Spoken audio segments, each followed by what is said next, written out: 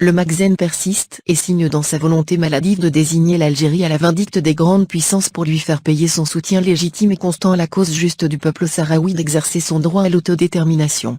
Quelques jours après la sortie médiatique tonitruante du ministre des Affaires étrangères du roi, Nasser Bourita, qui a étonné tout son monde, en prétendant disposer de preuves irréfutables que l'Algérie a laissé transiter sur son territoire des armes de l'Iran et du Hezbollah destinées au Polisario.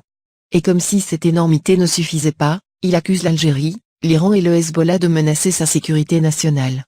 Rien que ça. Plus le mensonge est gros, plus il passe, dit le proverbe. L'Algérie a réagi jeudi dernier en convoquant l'ambassadeur du Maroc à Alger, lui signifiant qu'elle rejetait les insinuations contenues dans les propos de son mahé.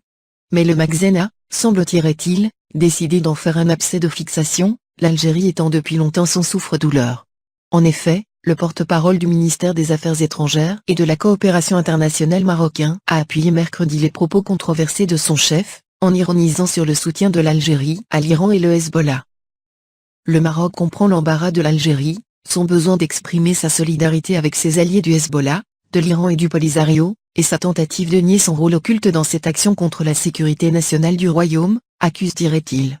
Remarquons les éléments de langage utilisés par ce bouffon du roi qui vise insidieusement à placer l'Algérie dans ce que les États-Unis et Israël appellent l'axe du mal.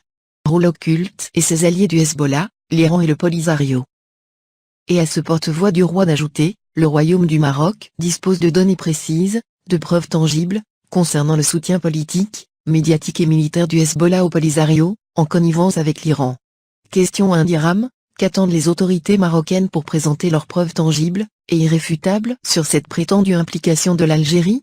Au lieu de se distinguer par ce genre de bullshit, n'est-il pas plus pratique de convoquer une conférence de presse même à l'ONU pour étaler ces vérités et permettre à la communauté internationale de distinguer justement la vérité des faux-semblants? Ceci d'autant que ce porte-parole du Magazine prétend que les autorités marocaines ont pris le temps nécessaire pour étudier minutieusement l'ensemble de ces éléments avant de prendre, en toute responsabilité, leur décision. Allez donc, joignez le geste à la parole, abattez vos cartes et cessez votre rhétorique guerrière. À vrai dire, ce n'est rien d'autre qu'une énième séquence du long feuilleton de l'intrigue dont le palais nous avait habitués. De preuves, il n'en dispose point. Et cette posture de vierge effarouchée ne trompe plus personne. À trop vouloir plaire aux dirigeants des grandes puissances et jouer l'enfant gâté, le roi M6 est prêt à se prosterner et au besoin rameuter toute sa cour pour s'adonner à ce genre de spectacle grotesque.